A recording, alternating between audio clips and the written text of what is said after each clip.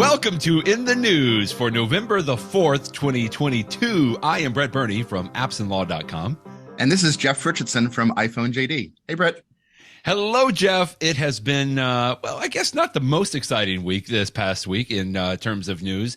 However, I do know that there was some exciting news from Apple. Although I don't know at this point, maybe we're just a little a little blasé. Like, was that a billion with a B? Or, you know, how many iPhones can one company sell? That's pretty crazy. You did a great job of posting about on this as well. And I know several other folks in the technology world were talking about it was another record quarter for Apple.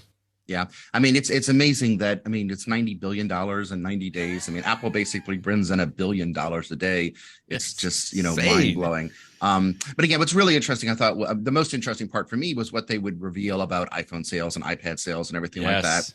Yeah. And they seem to be doing really well. Obviously, the brand new iPhone, the 14, came out near the very, very end of the fiscal quarter. So they only had a few days of iPhone sales in there. But of course, they're going to have tons of sales during those first few days from all the pent up demand. And so they had a very good iPhone quarter. It was not quite as outrageous as the year before, but I think that may have to do with the timing of when the new models came out. But the iPhone continues to do, you know, incredibly well.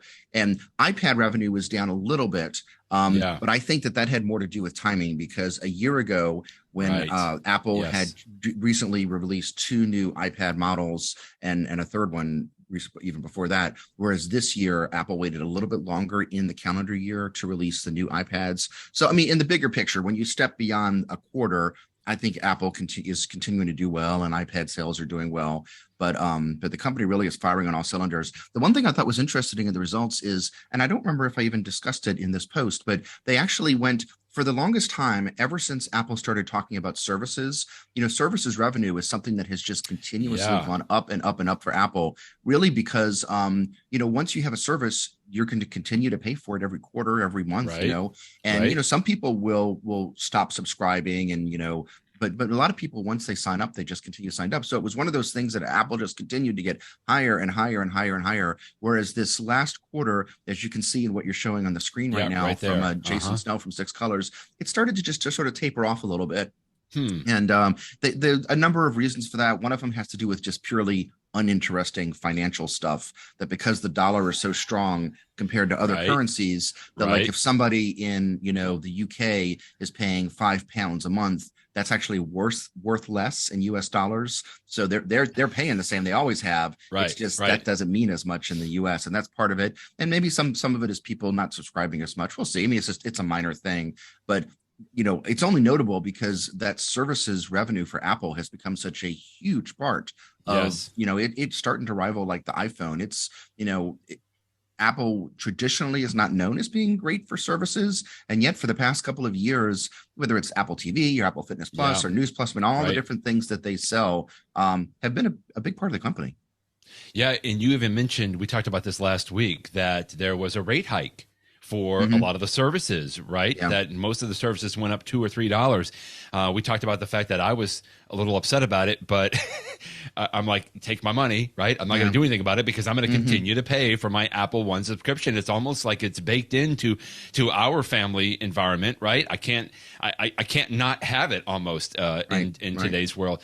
And I know that the official reason from Tim Cook, and you even alluded to it here, and I think they talked about this in the call, is that it's specifically for Apple Music, right? That the music industry is requiring a little bit more to be paid to the artists, which I'm certainly not going to argue with. But that was at least that was the official reason that Apple gave as to why they had to raise some of those services. But as you discussed the services revenue that is kind of just a little bit, you know, tapered off or maybe just gone down a little bit, I'd be interested to see if that's going to go down even more maybe by next quarter.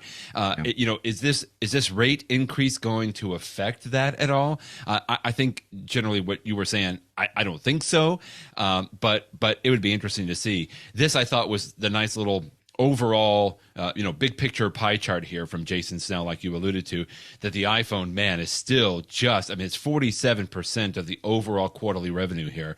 And iPad was only 8%, but that's about where it's been. Maybe a little bit more, maybe a little bit less just in the year. You know, it sounds like it's a little bit so small, but, you know, that still represents $7 billion for crying out loud.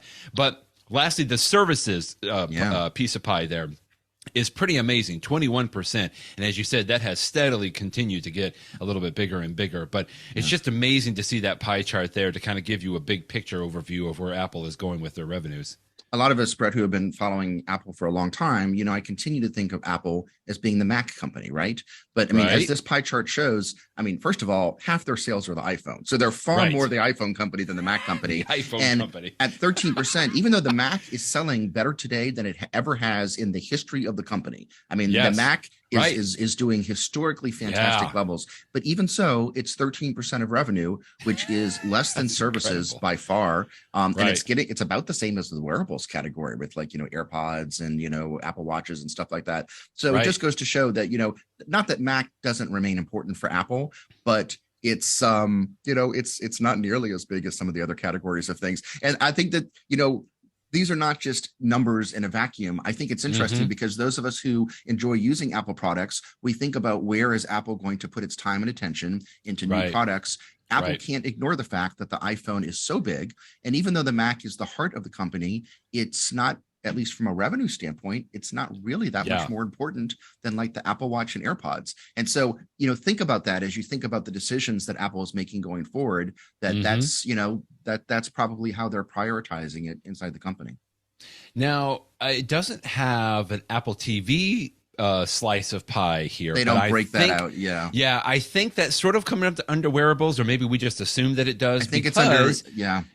Yeah. Because there was a new product that was announced this past week, the brand new Apple TV 4K third generation, right? It's almost identical in several ways, but then a little bit different on the size wise too. I guess, was it last year's TV 4K? Yeah. Here's your review, right? Yeah. So last year was the second generation, and the first generation was actually much, much earlier. So there's actually was a big jump from the first to the second generation. And I will tell you, the second generation one was a noticeable speed increase. If you're still using an older Apple TV, either the first generation 4K or one of the other one, like the Apple TV HD, those are much slower. And if you get a new Apple TV, you'll be pleasantly surprised. But Apple announced the new Apple TV a couple of weeks ago, and they became available today. Today's the first day that they go on sale. So that's why folks are talking about them this week. So you can now walk into an Apple store or go online and get an Apple TV third generation 4K. And it's a really nice box from the reviews. People say it's not a huge difference from the one that came out last year, but there are some changes. It's a little bit smaller. It doesn't have a fan inside, and it's got more memory, which is not a huge thing on the Apple TV to have extra memory, but it's sort of like future proofing it. And as I mentioned, if you use a Samsung television, because Samsung does not want to pay Dolby the licensing fees for Dolby Vision and all that sort of stuff. So they use something called HDR10 Plus, which supposedly looks just about as good. It's just, doesn't have the Dolby name on it. Right. Now this new Apple TV can work with that. So, but if you use other brands of TVs like Sony's, or I have an LG, or stuff like that, then you're using the Dolby stuff, in which case you've already got the really, really nice 4K stuff. So it's got a few changes here and there. But what I thought was interesting reading the reviews this week is I just use an Apple TV and I love it. But the folks that wrote the reviews, in theory, have been comparing it to Roku boxes and Fire and all the other ones that are out there. Google. And everybody says that although the Apple one is going to be a little bit more expensive, it's just better in every way. The interface is better, everything. The only thing that the other ones really have as an advantage is that they're cheaper, which is nice, to pay less. Don't get me wrong. But but overall, the Apple TV is better. And even this new Apple TV is cheaper than it used to be, because it used to be $179 for the high end volume, the high end version. And now I think it's $139, whatever it is. It's about $30 cheaper, something like that. Yeah, $129 actually. With that missing some features, like you said, like the internet. They've got two versions of it now. They have a cheaper version. They have a more expensive version, $129 and $149. And for the extra $20, I think it's probably worth it to get the Ethernet cord, so that you don't have to worry about Wi-Fi can go up and down and stuff like that. But it's a really nice device. Well, I will tell you, thanks to your review that was in June of 2021, we had been sitting on, I guess it was the HD version, right? It was 1080p was like the highest that it would go. Right. And we had gotten a new television set, actually a dumb TV, right? I didn't want to get any of the smart components on there, but we were using that older version of the Apple TV. I mean, we must have had it 3 or 4 years or so. And I read your review last year, and I've been thinking about it, and maybe only about I would say 4 or 5 months ago or so, I upgraded. But of course, when I did that, it was the second generation of the 4K TV. Now, that, of course, came with a very different remote, right? That was the newer, much better remote. And I got to tell you, Jeff, that alone, everybody in the family was a little bit more happier with. But I could tell definite speed bump in that second generation 4K TV that we got, and certainly I could tell a huge difference in the quality of the picture, because it was 4K then, as opposed to the 1080p. And so I was interested to see this, although a little bummed, because I'm like, I don't think that the third generation has quite enough to get me to upgrade again so soon. No. Okay, and which so is good. I'm happy so with no what regrets. I have, right? Yeah, no regrets. Exactly. But I think, to your point, if you are still using an older Apple TV, and whether this is for your main entertainment space, or even I use the older ones now as sort of a travel TV, that I take around with me. I mean, it is definitely worth upgrading, certainly to the third generation, especially if that price point is better for you on there. Yeah, let me say one thing about the speed too. Yeah, I was curious because the newest Apple TV, it actually does use a much better processor than the one that was sold last year. And I expected the reviews to say, wow, it is so much more responsive. Right. And one of the reviews I linked to, I think it was the one from Tom's Guide, I forget, but they actually did some speed tests. Like, how many seconds does it take to launch Netflix? How many seconds does it take to launch, all these other services? And they said, yes, it is faster, but we're talking like a second. I mean, it's not something that as a casual watcher of the TV, you're going to notice it. Whereas last year's increase was a noticeable increase. Like you really did. Definitely. The speed was noticeable. This year, although it is faster, I actually thought that significantly better chip was going to result in a significantly faster device. And at least the reviews say no. Because, I mean, I have to admit, if somebody had said that this new one, like, really it's such a huge leap over last year, I use my Apple TV so much that I would have at least considered an upgrade. But since they say, no, if you got last year's model, you're still fine. That's fine. I save the money and put it towards the next Apple product. But yeah, this was a nice chart here. It wasn't Tom's Guide. They say that to launch YouTube on the Apple 4K 2021, the second generation, it takes 3 seconds to launch YouTube there. On the third generation, the 2022 version, it takes 2 seconds. So if that 1 second matters a lot to you, then maybe go ahead and do an upgrade on there. The other thing, that chart's interesting too. It also shows you Roku is like 6 seconds or 13 seconds for the stick. It's much faster than those other ones. Yeah. The other noticeable thing, quickly, just for me, because it caught my eye, is on that fantastic newly designed remote, which again, I would never go back to the older one. But interestingly, the older remote from 2021 is charged via lightning cable. The new remote this year in the third generation is charged via USB-C.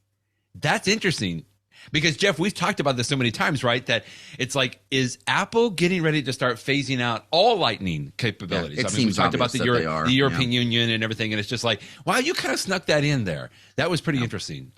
So I mean, this is now USB-C. The next one to drop is the AirPods Pro. I very much expect to see a model of AirPods Pro that are only USB-C.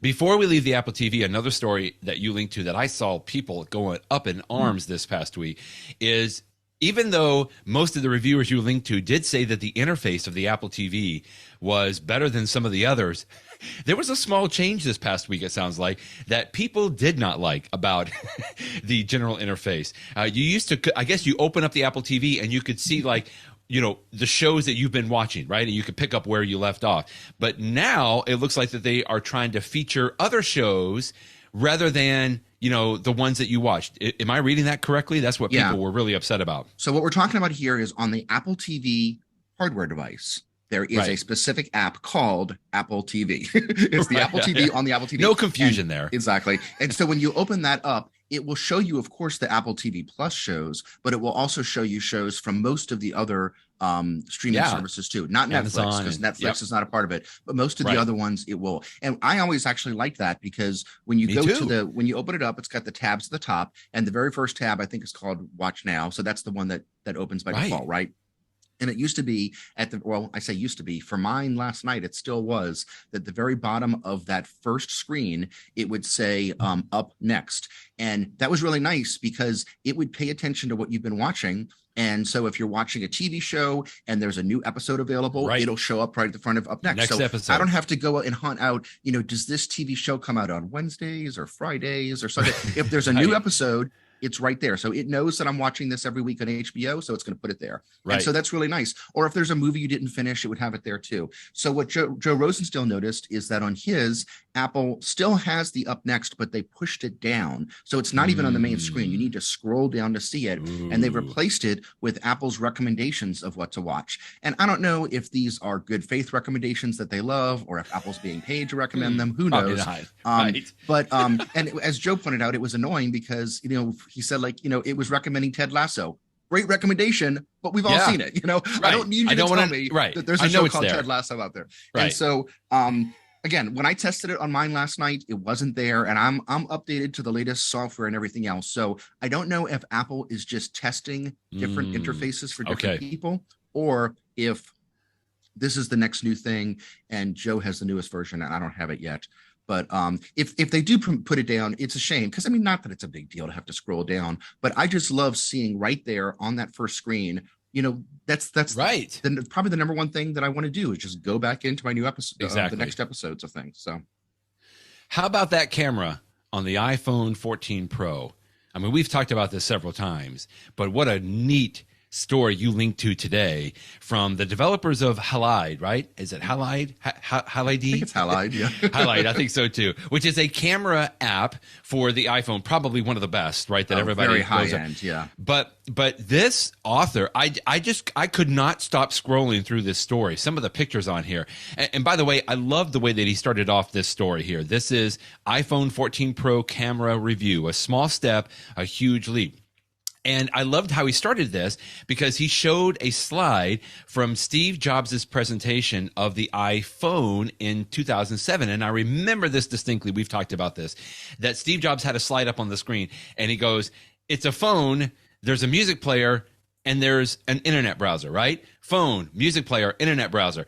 And he's like, are you getting it yet? These are three separate devices, but they're not three separate devices anymore. And what the author here of this article was saying, that it would have been cool at the point in time in 2007 if Steve Jobs put even another icon up there, right, as a camera, because really that's one of the first things that we think about with our phones today, is just the fact that it can also be a camera. And this story was really, really cool. I loved how he went into in-depth, and just even some of the comparisons here between the iPhone 13 camera and the 14 camera. That was amazing to me.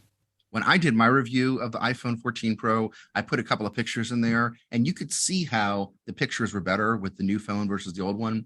But when someone like Sebastiaan DeWith, who is an expert on photography, when he puts pictures in his post, oh my goodness, it's like, wow, that's the same camera that I'm using right now, because folks that really know what they're doing can take such incredible photography. So if you're interested in the nitty bitty details of the iPhone 14, this article is really fascinating to read. And if you're not interested in the details, you should still open up the article just to scroll through it and see some of his amazing pictures that he's taken.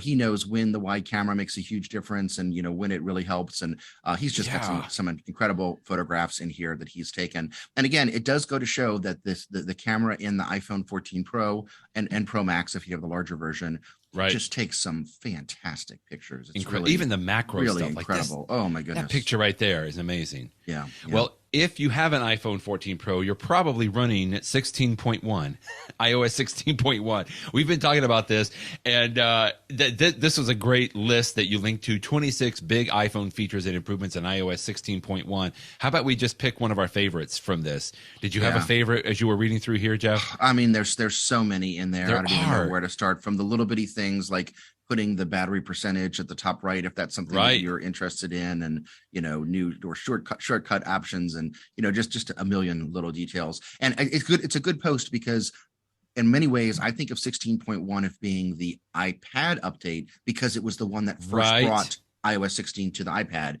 But it's not just the iPad. The iPhone itself has a number of new features too. I will notice that one of them that he put in this list, he must have written this article before it actually went official, because he said that in the Wallet app, you're going to, if you use the Apple Card, you're going to be able to use the new Goldman Sachs savings. Yes, but that actually I saw that. did not. I think it was supposed to be in 16.1. Okay. It wasn't quite launched yet. Maybe it'll come out in 16.2 in a month or two. But I looked for it this morning. I did, because I'm like, you know what? I knew that was coming out. I knew that was coming out, and it's like I might want to take advantage of that because it's pretty amazing. And I've really, really gone all in with the Apple Wallet. I really like the way that everything's integrated.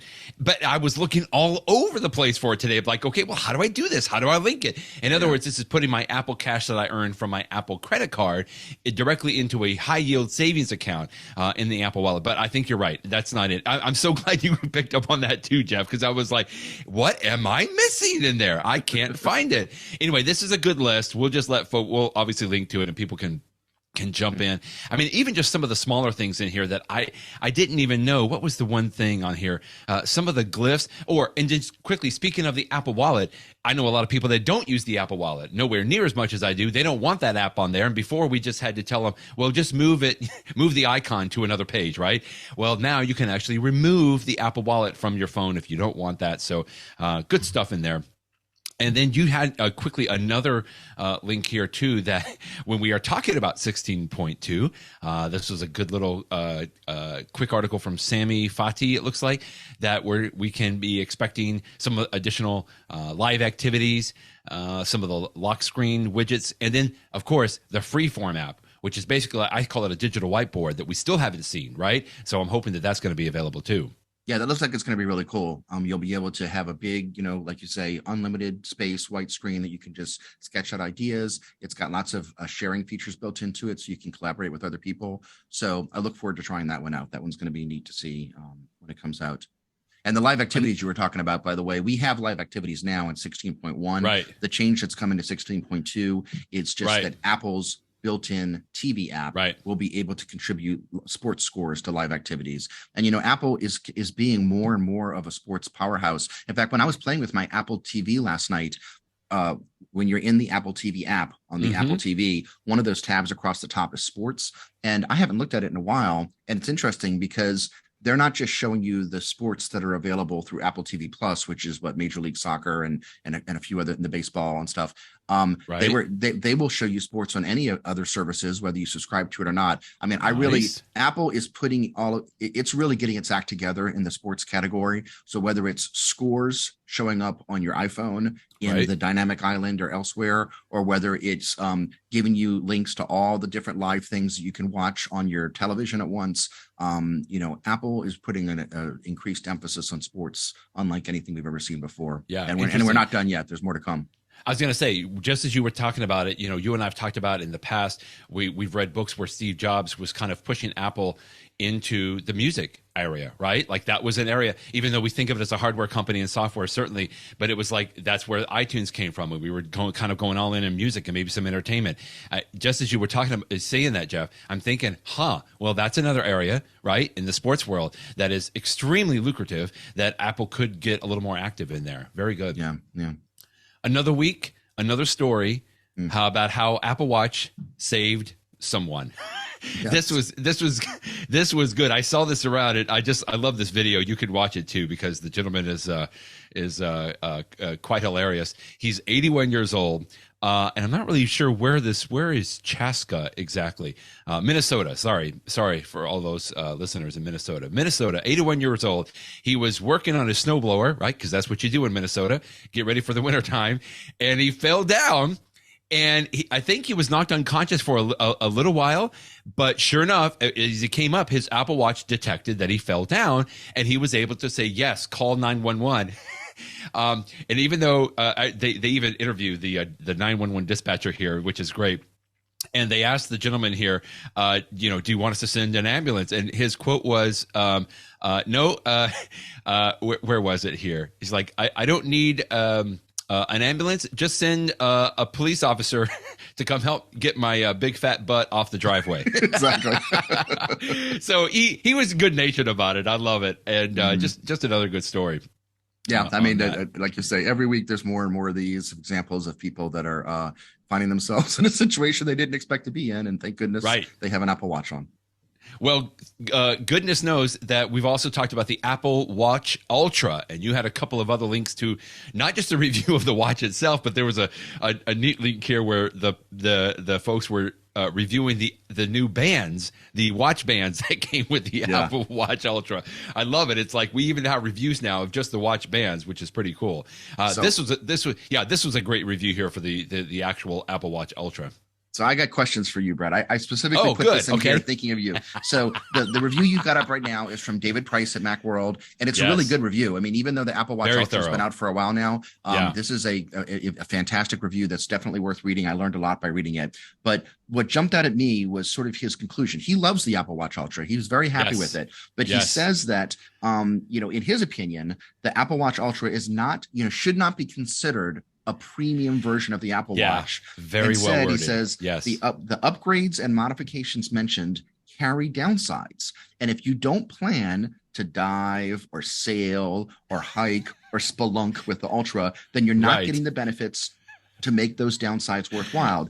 He says you're going to find that it gets caught on your jacket sleeve. It's uncomfortable in bed. It triggers actions by mistake. And it also costs more than it should. And so his conclusion is that I love the new features, but make sure that you're going to be like an adventurer to take advantage of the new features, because if you're just looking for a better Apple Watch, this may not be it. Right. I turn it over to you. So Brett, so far you haven't done a lot of spelunking and mountain climbing and everything else and diving. Do you agree with that, or do you actually think it is a better Apple Watch? I agree with everything he says 100%. I do. You do? Okay. But it is a better Apple Watch. Oh, okay. I would not give it up at this point. I mean, believe me, I've really gone through back and forth, and I'm trying not to have buyer's remorse. I bought it with the intention of like, I can try this out for a few days, and if it is not going to work for me, then I will make sure that I return it. But I completely, it does get caught on my jacket sleeve or even my shirt sleeve. Like I find it's noticeable.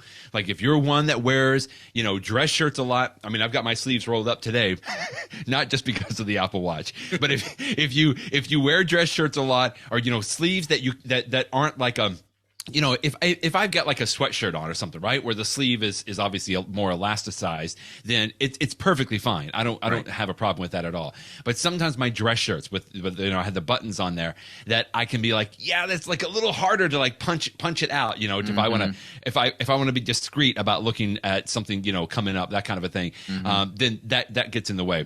I don't wear it in bed. I've tried it a couple of times, and I have found that it does get a little uncomfortable. So I agree with him 100% on that. Is that specific to the Ultra? Did you enjoy wearing your prior version to bed, or you didn't wear that one to bed? I didn't wear that to bed very much, but when I did, it wasn't as noticeable as it is. So you will agree that it is more noticeable if you're sleeping with it. Agree. Yes. Yeah. Triggers actions by mistake. I have done that, but I've gotten much better at not doing that anymore. I think I had read several. Yeah. Go ahead. I have a specific question about that. So one of the things that I've noticed, and I saw a number of the reviews talk about this, not just this one, on my Apple Watch, on the regular Apple Watch, on the Apple Watches that have existed since the first Apple Watch, all of the buttons are on one side. So the way that I wear it, they're on the right side. So the digital crown's at the top and the buttons below. And what that means is whenever I'm using those buttons, and I hadn't thought about this until recently, I put my thumb on one side of my Apple Watch just to sort of support it as I turn the digital crown. But on the Apple Watch Ultra, the place that I'm normally putting my thumb for support is right on top of the action button.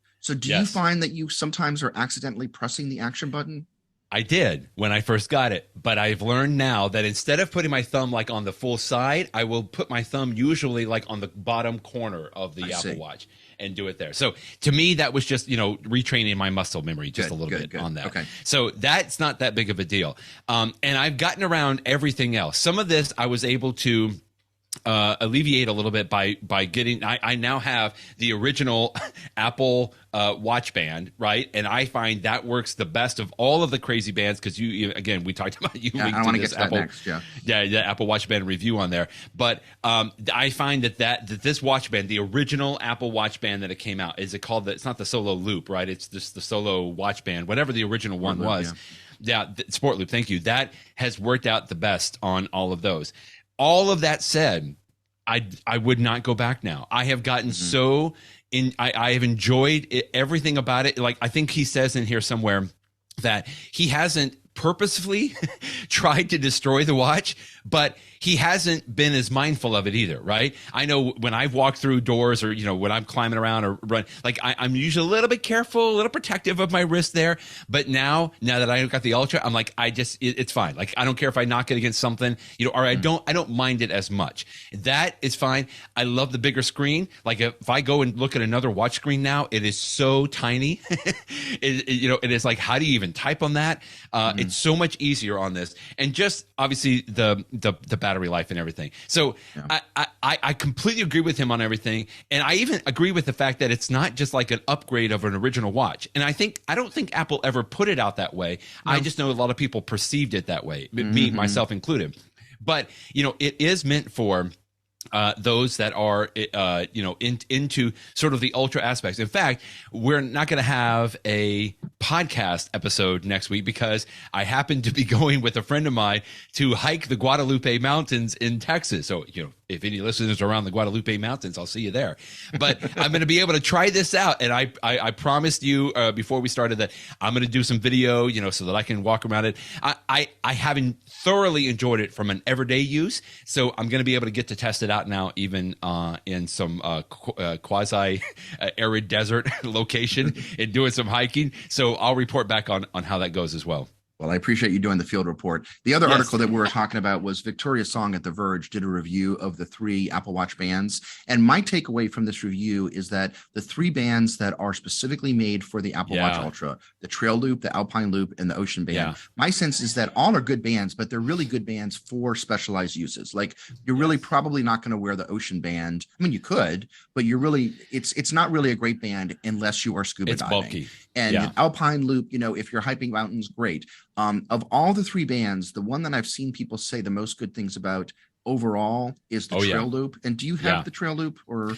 Not yet. Okay. But that's the one I'm going to get. So when I bought my Apple, because I had to get it that day and I had to get whatever the store had available, it was the white scuba version. And I got to tell you, it's cool. I like it. It's different, but it's bulky and, and I don't scuba dive. So it's not the most used for me.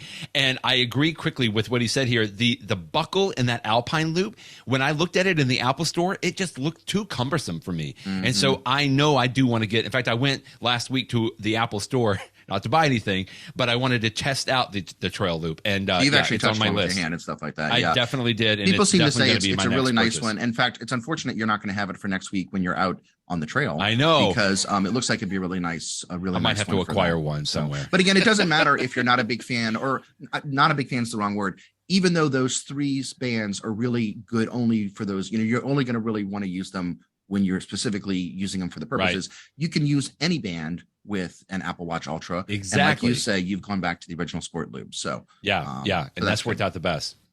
In the know, I got a gadget that I'm going to share with you this week. It's something I've been sitting on for a while, but let me set it up just a little bit. I've been doing a lot more traveling, and when I travel, I usually have to take, of course, my MacBook Pro 14-inch, which means it comes with a square brick. I don't know. I might be able to lift it up here so that you can see it, but it's this square brick that usually comes with every MacBook Pro. Well, very big, it's not very heavy, but it does take up a lot of space. Now, I have my iPad, I have my iPhone, and I have about 3 or 4 other gadgets and devices that I need to bring little bricks with me, right, to charge everything, because sometimes it's a USB-A, it's a USB-C, depending on what. And I'm like, Jeff and I have talked about this several times, and I was wondering, can I just replace all of those bricks with one single brick? And of course, the answer comes in the precious metal gallium nitride, right? Or what we refer to as GaN. It's capital G, little a, and capital N, GaN chargers. So I started looking into this, and boy, Jeff, there is a lot to know about that. I mean, I am not an electrician or even close to an engineer, but I was swirling around so much wattages and voltages and all this information that you had to have, like how much wattage does it take to just charge a regular MacBook Pro versus the fast charging? Can you get a fast charge? And then the iPhone. And it's like, can I get one brick that I could use to charge up all these devices based on what wattage that they need on this? So then it's not just the wattage aspect, it is the physical options. Do I need USB-C or USB-A? Can I cut down on some of the cables that I need? And then it's just different confusing charts of if you get one charger that has multiple ports, does each port charge at a different wattage? I mean, there was so much that I had to learn.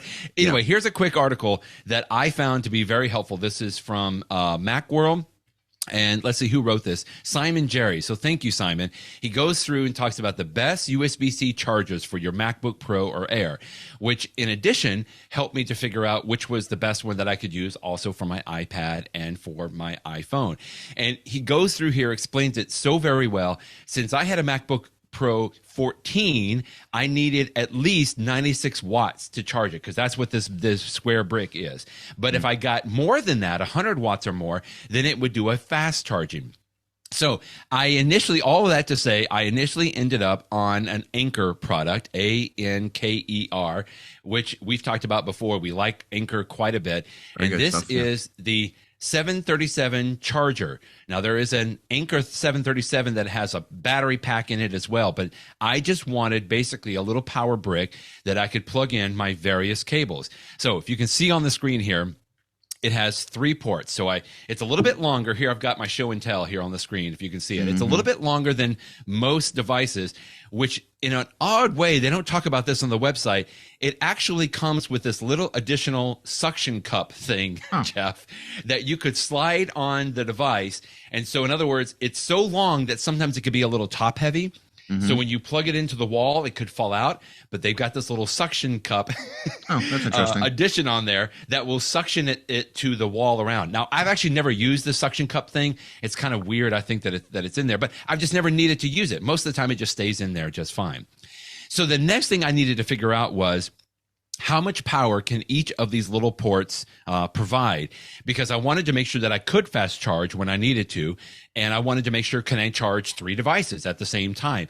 Well, the answer is yes, but it always comes down, and just about any of these products will have some kind of a chart like this that, I'll be honest with you, I'm still getting confused about. In this particular one, if you plug 3 devices in, you use the 2 USB-C ports and the single USB-A port, you're only going to get 120 watts maximum out of this device, which means then that if 3 devices are plugged in, you have to, they're going to share that 120 watts. Does that make sense? In other words, one might be 40 watts a piece. It might be all that it might be coming out, or the 2 USB-C might be a little bit higher, and then that USB-A might be a little bit less.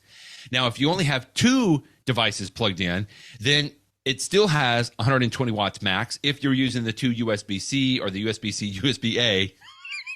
And if you only have 1 device plugged in, then the single USB-C ports will charge at 100 watts. Did I lose like the entire audience already at this point? It's so confusing. It took me so long to figure this out, and I'll provide the links that help me on this. But as you're going through some of these devices, just know there are much less expensive devices. In fact, this article in Macworld here has everything from just one single USB-C device, upwards of the 2 or 3 on there. It's a $95 retail, but I think I got 20% off of it. So for me, it was a good investment because it literally has replaced all of the other bricks. I now take this and about maybe 4 different cables that I take with me now. But that is a much less than I used to have to carry with the brick and all of the other things in there. So I'll give you a quick shout out on this. I know you reviewed, was this last year or earlier this year that you reviewed? Yeah, this was last year. It was this. Okay. I mean, everything that you've described, the thought process you went through, I went through the similar thought process. Okay, although good. I don't travel with a Mac laptop, so I wasn't concerned about. I didn't need quite as much total power as you, and so the one that I've got has 108 total of watts that's divided, which was far more than I would ever need for my iPad and everything else. But it was the same idea as you. I wanted a GAN charger so it could be small but powerful, and I wanted to have multiple things in it so that I could plug 3 things at once, which is what I have. And in fact, I mean, as we're sitting here, I look down to my right. This is the one that I use every day at my desk at work because mine has 3 USB-C, 3 C. Yours had 2 USB-C and 1 USB. And actually, the one that you have might be more useful for my travel because I have a lot of stuff that still charges in regular USB. But regardless, it's nice to have just one thing that you can charge multiple devices with. Because mine, yours sort of sticks out a little bit, which is why there was the danger that, that you might need the suction cup. Mine, it just flip the shape the other way. It comes up and down. But otherwise, it's very similar to what you have. And I love it because it's super powerful. And when I travel, like I went to DC last week and I took this thing and I took 3 cords with me so that I could charge my iPad, my iPhone, and my Apple Watch. And I was good. I mean, that was it. And I didn't have to worry about having a bunch of other stuff with me. And I like that it's a travel charger and it's also a regular charger that you can use. So, this category, the one that I have is from Steki. The one that you have is from Anker. Those are 2 good companies to look at. But I strongly encourage, the GAN multi-port charger is a new type of device over the past year or so. That's where it's going. It's much better than what we used to use. So if you're looking to get some new charger in your life, I really encourage you to take a look at these. They're really nice. Yeah. And I know that it can be confusing, like you said, that how much power does one port get versus another port? And if you want to get all techie, that can get a little confusing. But suffice it to say, it's a lot of power. And it provides them to a lot of ports. Plenty of power. That's what you need to know. Even though I just spent too much time going through all of that, most of the time people are not going to care about it, right? In other words, it'll be plenty enough charge for you. It may take a little bit longer, but you're probably not going to sit there and time it or anything. It's going to be plenty of power on some of this. And I should have said that from the beginning, as well as I should have said with that GAN technology, you alluded to this, Jeff, that it allows companies to put more power into a smaller package. Exactly. That's my layman's understanding of it. And that's why you and I are so, great minds think alike. That's probably why I started down this journey as well, because I remembered your review and in the sense that like, maybe I need to look into this GAN charger, and I wouldn't go back now for sure. Like now I don't care that there's no bricks that are involved, that are included within an iPhone package anymore, because I'm going to be supplying my own brick on this. So good stuff on there. Your turn, sir. That's a great recommendation. So my recommendation, it's one of the new features of you have to have your iPhone on the latest operating system. Oh, yeah. Right. And you have to have your Mac. So this doesn't work with PC, unfortunately. But if you have your Mac on the latest version of the Mac operating system, there is a feature called continuity camera that you can use your iPhone as a webcam. And so just to put it in very practical terms, I have an older iMac at my house, 27-inch. It's not one of the new M1 processors or everything like that. It's an older Intel one, and it's got a built-in webcam. And the quality of the webcam could be described best as, it's fine. It works, but you don't look great. It is what it is. And whenever I put a light on so that then I has too much light on my face. It's not a very good camera. You're washed out, It's exactly. It's sort of like the quality of the camera with like the first generation iPhone or something like that, or maybe even like Ultra. But with this new feature, you can use the much better camera on your iPhone.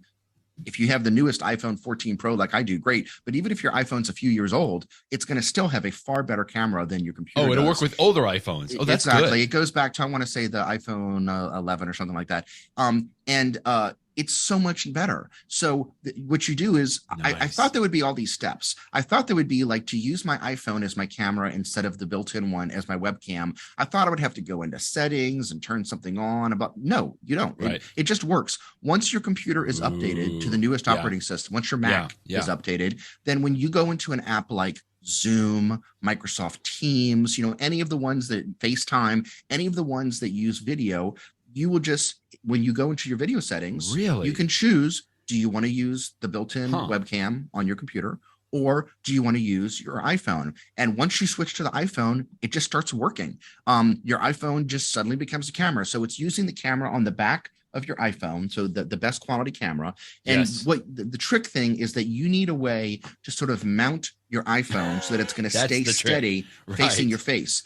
So what I use is I have a device I've talked about in the past called the Glyph, which sort of clamps onto the iPhone and gives you a little the screw thing that you can put a tripod into it. And then I have another device called a Gorilla Pod, which just has these feet that sort of move around that you can sort of put it on something. And so I just put it on my I'll probably come up with a better way to do it in the future, but it worked. I mean, I just sat it right there on the top of my iMac screen. And when I went back and forth between the built-in webcam and the iPhone, the quality of the picture from the iPhone was good, worlds better. I mean, I don't, in every way, not only was the quality better, like it was more precise, but the colors were so much better because the iPhone has been optimized. Like my face looked more of a natural color versus, too red in spots and too blotchy and too white and everything else. It was just a much more pleasant experience. It was fantastic. So I'm a convert. I mean, this thing is great.